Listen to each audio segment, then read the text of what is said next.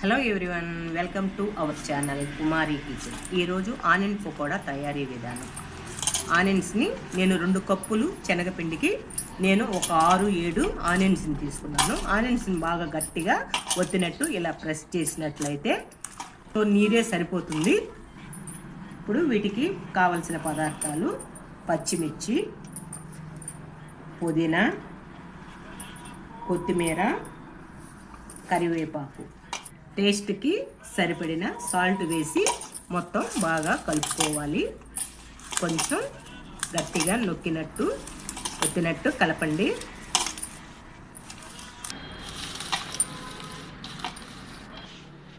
కొన్ని జీడిపప్పులు కూడా వేసుకోండి, ఉంటే వేసుకోండి, లేకుంటే అవసరం లేదు.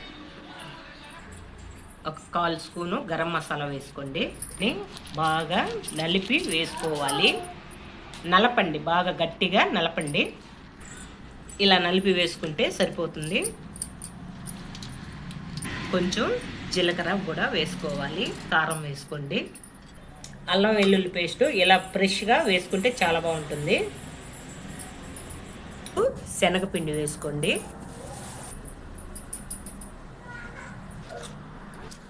వాటరు ఏం వేయకుండానే పొడి పొడిగా కలుపుకోండి.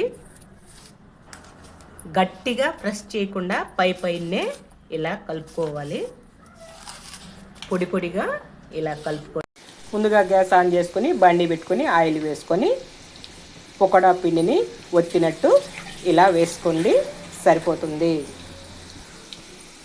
వేసిన వెంటనే గరిటె పెట్టి కదపకుండా కొంచెం కాలిన తర్వాత ఇలా కలుపుతూ